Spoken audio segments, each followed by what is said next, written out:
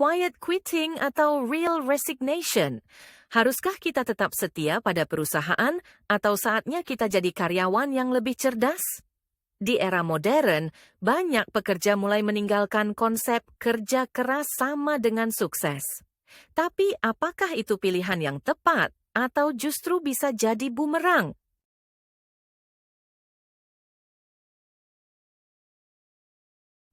Saya Aurelia, dan di video ini kita akan kupas tuntas apakah loyalitas masih bernilai atau justru jadi jebakan. Jangan kemana-mana. Quiet quitting bukan berarti resign. Ini adalah kondisi di mana karyawan hanya bekerja sesuai kontrak tanpa inisiatif lebih, tanpa lembur, dan tanpa ambisi lebih. Dulu orang bilang ini adalah karyawan malas, tapi sekarang banyak yang melihatnya sebagai bentuk work-life balance. Tapi, apakah ini strategi karir yang cerdas atau hanya pelarian sementara? Berdasarkan survei terbaru, lebih dari 70% karyawan merasa mereka tidak dihargai atau bekerja terlalu keras tanpa imbalan yang sepadan. Ada 3 alasan utama kenapa orang memilih quiet quitting. 1. Beban kerja berlebihan tanpa kompensasi tambahan. 2. Kurangnya penghargaan atau kesempatan promosi. 3. Tuntutan work-life balance yang semakin kuat.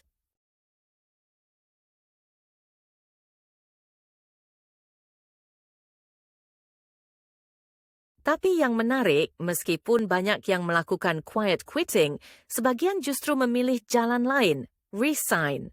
Sementara beberapa memilih quiet quitting, banyak yang memilih real resignation, benar-benar keluar dari pekerjaan yang tidak lagi memberikan nilai bagi mereka.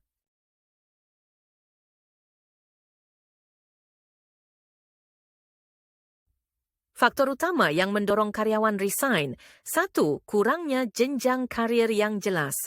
2. Budaya kerja yang toksik atau tidak suportif. 3. Gaji dan tunjangan yang stagnan. Tapi ada pertanyaan besar, apa yang lebih baik? Bertahan dan bermain aman atau mengambil risiko dan keluar?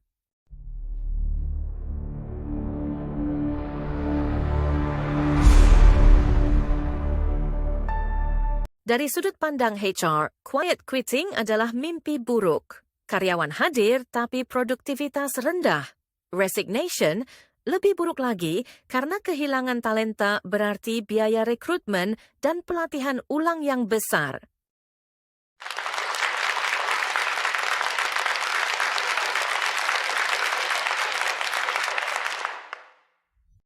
Solusi yang bisa diambil HR, pertama, buat sistem reward dan recognition yang lebih baik. Kedua, bangun budaya kerja yang mendukung pertumbuhan karyawan. Ketiga, berikan jalur karir yang jelas agar karyawan tidak merasa stuck.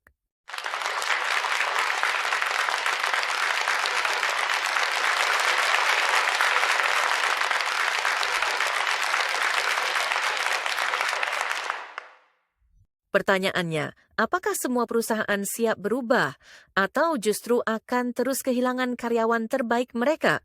Jadi, haruskah kita loyal atau cerdas? Jawabannya tergantung. Jika perusahaan menghargai kita, memberikan peluang berkembang, dan membayar dengan layak, maka loyalitas adalah investasi jangka panjang yang baik.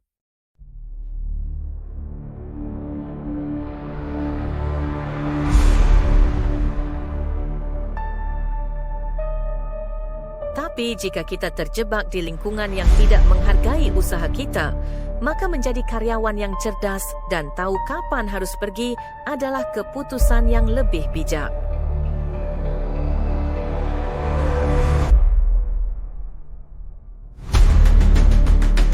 Pertanyaan terakhir buat kalian, apa kalian masih ingin loyal? Atau saatnya move on? Drop pendapat kalian di kolom komentar.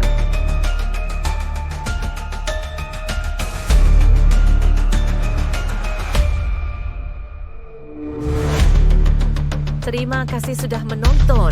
Jika kamu suka video ini, jangan lupa like, share, dan subscribe untuk lebih banyak insight menarik tentang HR dan dunia kerja. Follow juga media sosial kami untuk diskusi lebih lanjut. Sampai jumpa di video berikutnya.